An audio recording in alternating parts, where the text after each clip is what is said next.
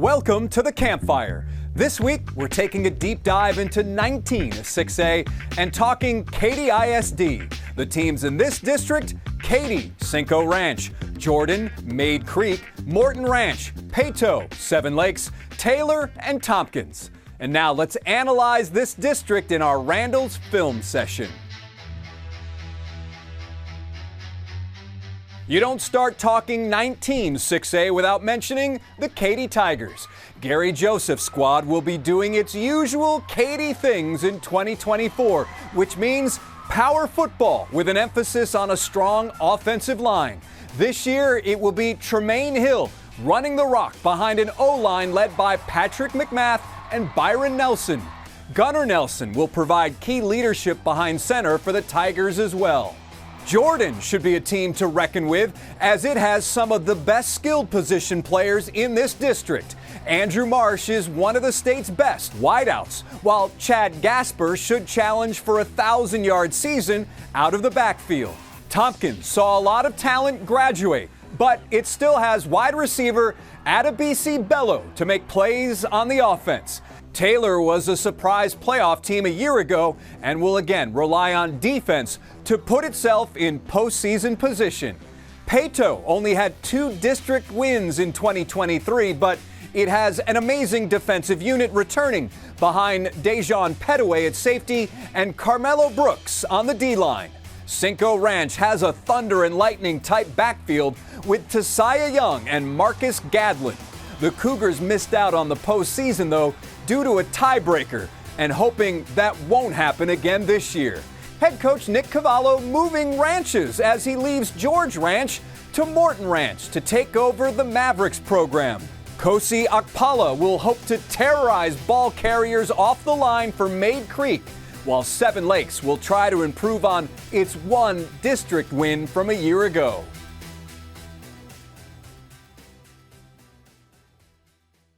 The Film Session is brought to you by Randall's. Find these great Mott's products on the Chevrolet Inside High School Sports End Cap and take your shopping game to the next level. Chevrolet Inside High School Sports is brought to you by the Houston area Chevy dealers. Together, let's drive. For an even deeper look at 19 6A, here's producer Ward Fasold and the Houston Chronicle's John Poorman with this district breakdown. All right, we are talking the Katy ISD District, 19-6A. There's John Poorman from the Houston Chronicle, ready to break down another one as he's constantly knocking these out for us. We appreciate that, John. Katy District, it's all Katy squads. And, you know, Katy is that offensive juggernaut with the running backs. And it seems like they got one now for the next 2 years with Tremaine Hill. He did such a good job as a sophomore, and that's the part you key in on. He was a sophomore, so now he's got 2 more years only to get better and try to challenge the record books if he can. I don't know, that might be a lofty task, but talk about Katy, and then we'll talk about some of these other squads. Yeah, you know, you could say, I suppose, that last year was a quote unquote down year for Katy. But that being said, they still finished 10-2 and won the district title with an undefeated record. So I'm not sure how exactly down it really was, but I thought that junior quarterback Gunnar Nelson really stepped up and played well, managed the offense well, did some really good things at times.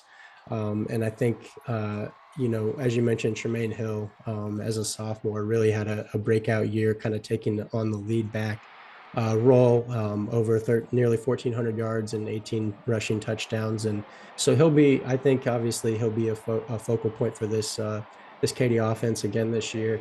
Well, I'll tell you what, with Morton Ranch is interesting. I'm glad you mentioned them because Coach Cavallos is coming up from George Ranch, where he had a lot of success, as we all know. And so I think that they're going to be a program to watch as well. As I mentioned before, they're not far removed from being in the playoff mix as well. And so they're certainly a team to watch. And so really, when you're talking, we've discussed pretty much, almost all of these teams here. And so I think it's going to be interesting. If I had to pick 4 right now, I'd probably go Katy, Tompkins, Jordan, and Cinco Ranch.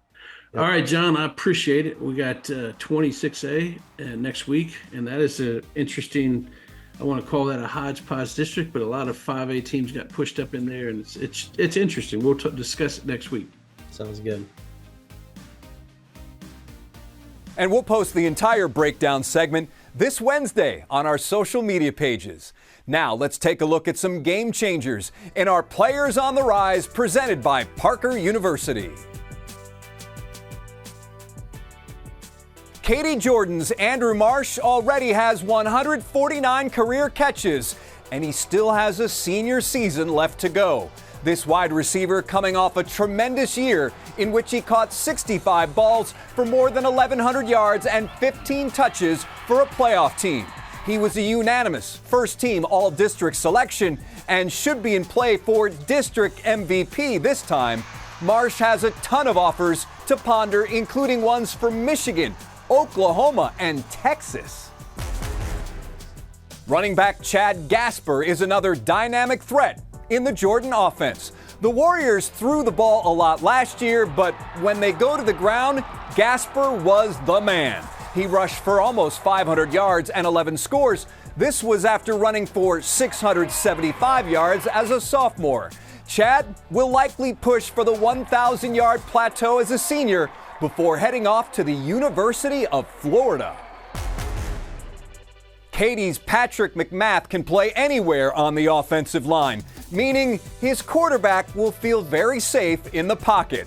McMath, 6'4", 265, and can move quite well up and down the line of scrimmage. He's an excellent blocker in the running and passing game and always finishes with a fury.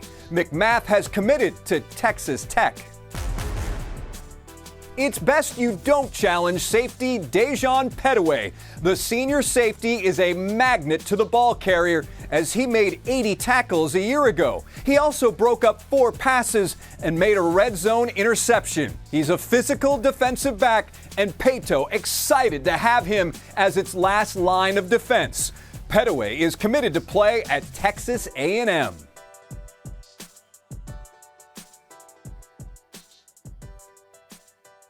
Players on the Rise is brought to you by Parker University. Do you or your student want a career training the world's best athletes? Check out our bachelor's degree in strength and human performance today. And here again is Ward Fasold, this time catching up with Taylor head coach Chad Simmons to talk about his Mustangs in our Media Day segment.